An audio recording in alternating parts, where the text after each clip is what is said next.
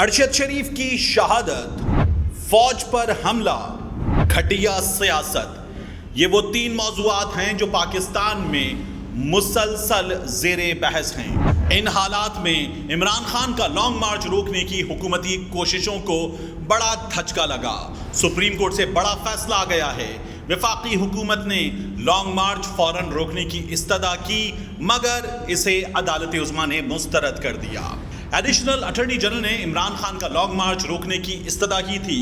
Supreme court کے جج mister justice یحییٰ آفریدی نے ایڈیشنل اٹارنی جنرل سے کہا، بہتر ہوگا لانگ مارچ روکنے کی درخواست واپس لے لیں، ورنہ اس کے قانونی اثرات ہوں گے۔ اپنے لیے پیچیدگیاں کیوں پیدا کر رہے ہیں؟ مسٹر جسٹس عمر عطا بندیال نے حکومت پر واضح کیا کہ کسی سے احتجاج کا حق چھینا نہیں جا سکتا۔ عدالت ایگزیکٹو نہیں ہے، نہ ہی بننا چاہتی ہے۔ احتجاج قانون کے دائرے کے اندر ہونا چاہیے۔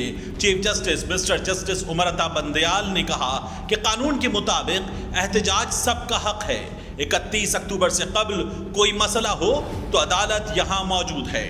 اس صورتحال میں سابق وزیر اعظم لندن میں موجود میاں نواز شریف نے کہا ہے کہ عمران خان کا لانگ مارچ کسی انقلاب کے لیے نہیں بلکہ اپنی مرضی کا آرمی چیف لگانے کے لیے ہے۔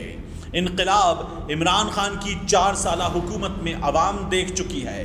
دوسروں کو چور کہنے والا عمران خان خود فورن فنڈنگ، توشہ خانہ اور 50 ارب کی ڈکیتی کے ناقابل تردید ثبوتوں کے ساتھ تاریخ کا سب سے بڑا چور ثابت ہوا۔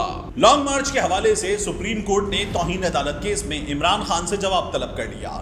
سپریم کورٹ نے اپنے ریمارکس میں کہا ہے کہ 26 مئی کو جو واقعات ہوئے وہ واضح نہیں۔ عدالت نے حکم دیا کہ ISI، IB اور پولیس رپورٹس عمران خان کو فراہم کی جائیں۔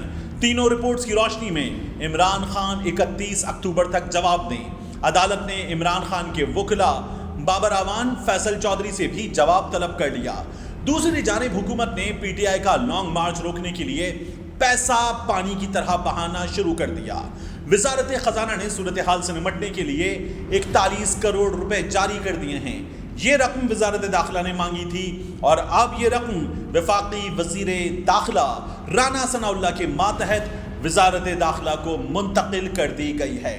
ایسے میں وزیر اعظم شہباز شریف کہتے ہیں کہ عمران خان ارشد شریف کی موت کے بعد اداروں پر حملے کر رہا ہے۔ لانگ مارچ کی بات کریں تو پاکستان تحریک انصاف نے 4 نومبر کو جلسے اور دھرنے کے لیے G9 اور N9 کے درمیان گراؤنڈ کے لیے درخواست دے دی ہے۔ رہنما پاکستان تحریک انصاف اسد عمر نے لانگ مارچ کا پلان بھی جاری کر دیا ہے۔